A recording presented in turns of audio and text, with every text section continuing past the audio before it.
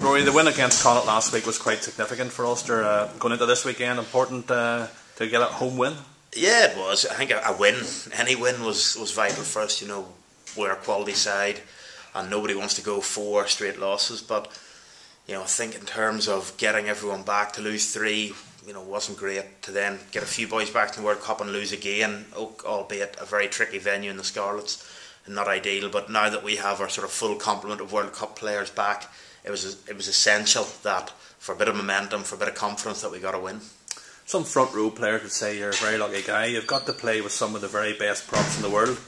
How did John O'Foe get on the weekend? Yeah, like you say, I've been very lucky. You know, obviously to start off my Ulster career with Simon, you know, to play with your brother was great.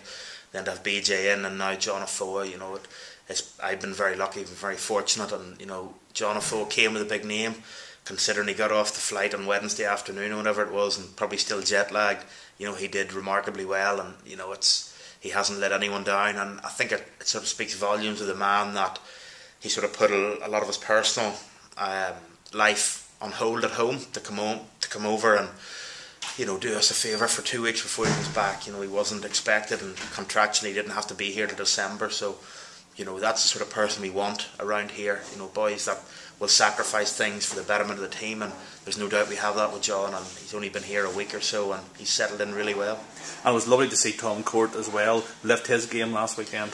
Yeah, I think Tom now has been lifting it for a while, and like you say, he doesn't get the recognition that he deserves outside of the sort of front row people that sort of recognise hard work. And you know, Tom's game really in the last 18-24 months has really come on no end.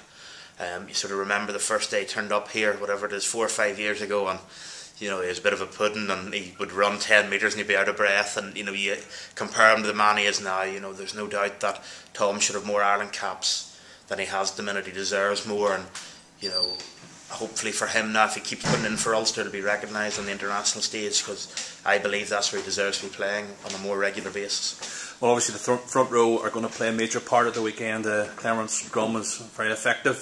You looking forward to that battle? Yeah, I think so. You know, when you're playing, they have a quality team.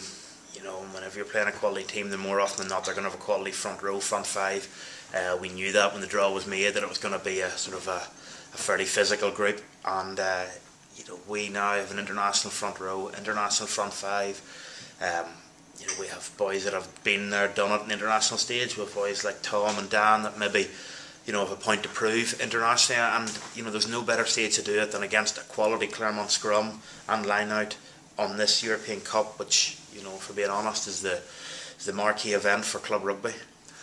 Ulster did well last year. You'd be anxious then to kick on this year and get into that quarter-final spot again? Yeah, I think so. I think, you know, there hasn't been any goals set in terms of minimum standards of quarter-finals, semi-finals, anything like that. You know, the danger with that is that it happens last year where you set your standard as a quarter-final, you get there and you maybe breathe a bit of a sigh of relief and don't go for the throat in that last sort of 15-20 minutes, which, you know, possibly we did last year. You know, this year it's very much, it's a tough group. We know that.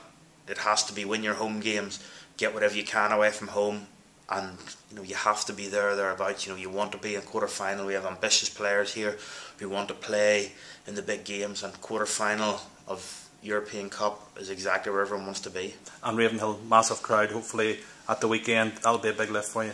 Yeah, you know, I've said it a couple of times already today that, you know, people shouldn't underestimate, you know, how much it means to us to get a massive crowd, and how intimidating it can be for Clermont. You know, so it's one of those, if you're undecided in any way, you know, come out. I know it's probably not the you know, recession times, you know, people don't have a lot of spare money, but it means a great deal to us, and it can be the difference between winning and losing on Saturday. You're 16th man. 16th man, exactly.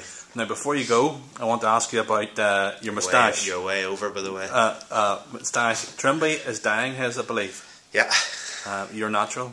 Oh, natural. Are you going for a moustache, a full moustache and beard, or what are you doing? No, just a straight Davy Irwin. I will shave. I don't really shave very often. Are you going to bring it down the sides like Davy did for a while? Like no, I'll just keep it straight across. Right. You know, just the Doc Irwin. Rory, thanks very much. No problem, Sean.